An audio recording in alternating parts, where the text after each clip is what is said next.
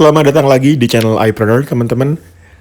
Di video ini aku bakal bahas kembali terkait dengan LCD. Jadi mungkin beberapa waktu yang lalu aku sempat upload video tentang LCD yang bergaris. Jadi ini lebih ke lanjutan sekaligus aku bakal coba sedikit memberikan review repairnya. Jadi mungkin kalian tahu tuh bagaimana prosesnya. Terus mungkin sedikit informasi tentang penyebab kenapa LCD bisa bergaris seperti ini. Nah yang jelas untuk iPhone yang sudah menggunakan panel OLED, kita mulai dari iPhone X, ada XS, XS Max juga, dan mungkin iPhone yang sekarang kecuali 11 sama XR. Jadi dia punya ketahanan layar yang nggak sebagus iPhone 11 dan XR tadi teman-teman. Tapi dibalik kelemahan layar OLED punya kelebihan warnanya lebih tajam, warna hitamnya lebih pekat, dan mungkin lebih memanjakan mata kita ketika menggunakan device dalam sehari-hari. Nah, untuk unit yang kita repair hari ini, ada iPhone XS, yang informasi dari usernya, si iPhone ini nggak sengaja kena duduk, dan untungnya nggak sampai bengkok teman-teman, cuman LCD-nya yang jadi korban. Nah, kita sudah proses, kita sudah bongkar unitnya, terus kita akan coba replace LCD-nya. Nah, dari sini kita juga bisa lihat kalau LCD-nya udah replacement, jadi sudah pernah diganti sebelumnya. Dan yang pertama kita harus lepas dulu bukan modul sih, lebih tepatnya buzzer iPhone XS-nya, yang ini juga masih nyambung sama Face ID teman-teman. Jadi kalau terjadi kerusakan di buzzer atas tersebut, otomatis Face ID juga off, jadi harus lebih hati-hati. Nah untuk spare part yang kita gunakan, di sini ada LCD dengan kualitas GX, jadi mereknya GX, kualitasnya untuk sementara ini yang paling oke sih teman-teman. Jadi memang, kalau aku nggak salah ini hard OLED ya, jadi bener-bener OLED, warna hitamnya juga pekat, warnanya juga oke teman-teman, kontras juga nggak over, brightness juga bisa lebih maksimum kalau misalkan kita tarik ke atas full, cuman emang nggak sesempurna si original bawaan, cuman at least untuk sementara di pasaran juga banyak beberapa repair shop yang menggunakan spare part LCD GX teman-teman. Nah jadi buat kalian yang pakai iPhone X, XS, dan juga mungkin XS Max, dan juga seterusnya yang pakai layar OLED, mungkin agak lebih hati-hati dalam penggunaan sehari-harinya, supaya mungkin kalian nggak perlu keluar duit lebih buat repair LCD-nya, karena lumayan teman-teman.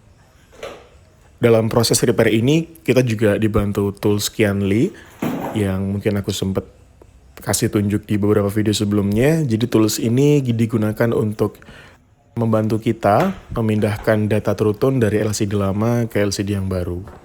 Jadi tanpa alat ini kita nggak bisa copy True Tone dan True Tone-nya nggak bakal nyala teman-teman. Dimana itu salah satu kekurangan. Jadi kalau misalkan kalian mau jual unitnya dengan kondisi LCD tanpa True Tone, mungkin akan sedikit terdiskon harga iPhone-nya. Nah jadi pastikan kalau kalian mau repair LCD, coba tanyain ke repair shop-nya apakah True Tone-nya dipindahkan juga. Tapi untuk sekarang mungkin kebanyakan repair shop sudah menyediakan tools untuk memindahkan True Tone juga, jadi kalian bisa lebih tenang teman-teman.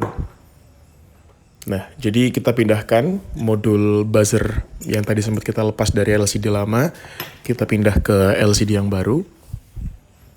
Terus, seperti yang aku bilang tadi, kita akan coba pindahkan data True Tone-nya dari LCD lama ke LCD baru menggunakan tools Qianli ini teman-teman. Jadi tools ini lumayan ngebantu. Jadi sebelum ada tools ini mungkin LCD yang diganti sudah pasti True Tone-nya tidak terbaca. Jadi kita press read dulu, kita baca data dari LCD lamanya, terus kita tinggal pindahkan, kita tuliskan data informasi LCD lamanya ke LCD yang baru.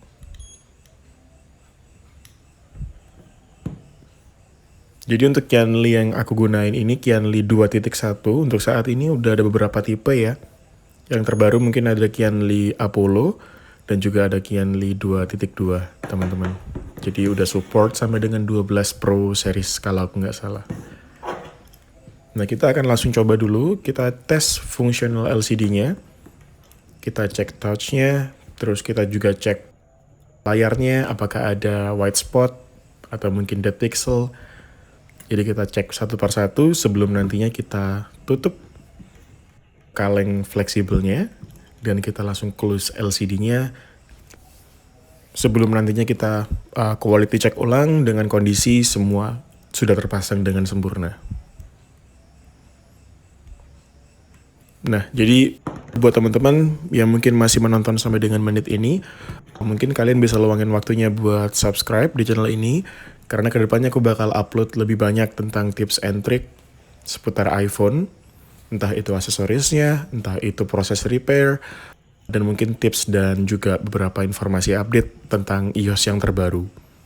Nah, jadi aku bakal usahain buat upload setiap hari supaya nanti kalian bisa dapat update secara daily tentang informasi yang tadi sudah aku mention. Nah, kita coba nyalain dulu unit iPhone-nya. Jadi menurutku untuk iPhone XS ini salah satu unit iPhone yang masih worth it digunakan di tahun 2022 dengan syarat non-rekondisi ya teman-teman. Jadi masih dalam keadaan yang sempurna, belum pernah dibongkar dan lain sebagainya. Nah, kita udah masuk ke home screen sekarang. Kita input untuk passwordnya dulu.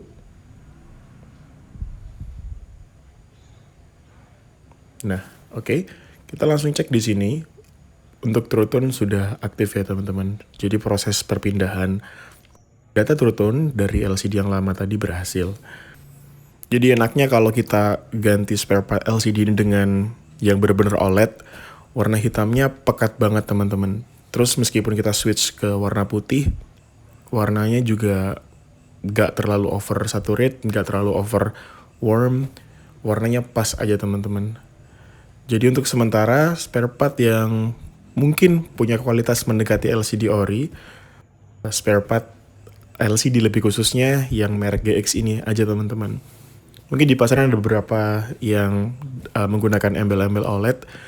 Sudah beberapa kali aku coba juga, dan ternyata untuk performance-nya nggak sebagus LCD yang GX ini teman-teman. Mungkin aku mau tahu juga nih buat kalian user iPhone X ke atas yang sudah pernah replace LCD.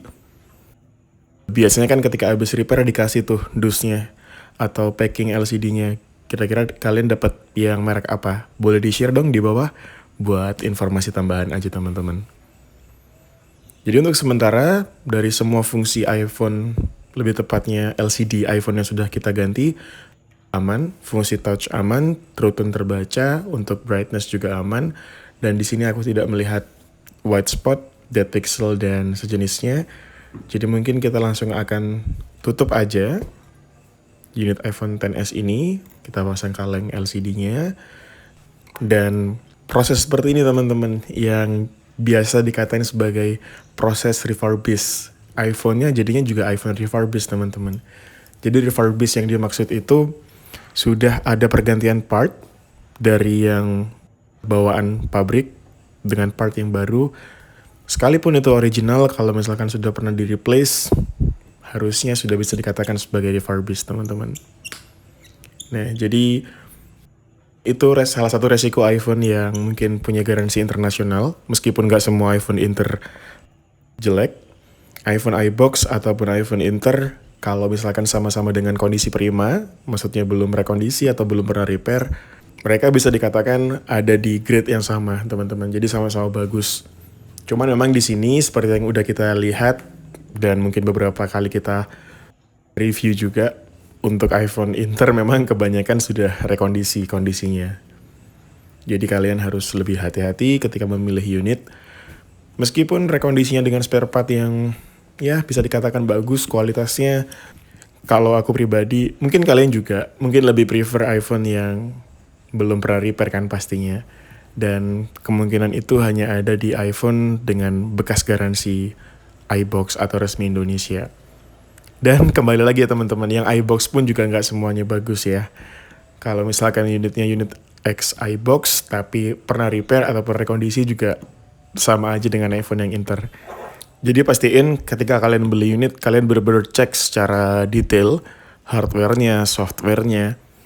Jadi di beberapa video yang lalu aku sempat share juga tips dan triknya. Jadi ada aplikasi Trio Tools tuh teman-teman. Jadi beberapa parts yang pernah diganti bakal kedetek di situ. Meskipun Trio Tools nggak 100% akurat, karena yang aku dengar juga bisa dimanipulasi. Cuman at least Trio Tools bisa kasih beberapa informasi tambahan ke kalian tentang informasi device yang akan kalian beli.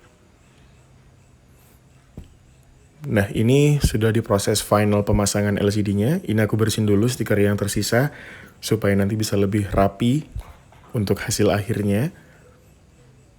Dan satu lagi teman-teman yang aku notice di sini untuk LCD non-ori atau aftermarket, untuk bezelnya ini nggak setipis LCD yang ori bawaan Apple ya teman-teman. Jadi sedikit, mungkin beberapa mili lebih tebal daripada iPhone yang ori atau LCD iPhone yang ori. Nah, seperti yang udah aku mention di awal tadi, mungkin buat kalian yang benar-benar suka ngulik ya, dan mungkin mau belajar buat repair unit iPhone kalian sendiri, monggo teman-teman bisa di-subscribe, karena nanti bakal, mungkin kedepannya untuk proses repair, aku bakal sedikit perpanjang durasinya. Jadi kalian bisa mention juga di kolom komentar, kalian lagi ngulik iPhone apa nih, terus kalian lagi penasaran tentang cara ngerjain atau repair iPhone apa. Mungkin nanti kalau misalkan pas ada kesempatan, bisa aku bikinin video dan kalian bisa belajar dari video aku. Jadi meskipun aku nggak pro-pro banget, at least berbagi nggak ada salahnya ya teman-teman. Nah, dari aku itu dulu teman-teman, untuk sementara proses repairnya bisa dikatakan berhasil.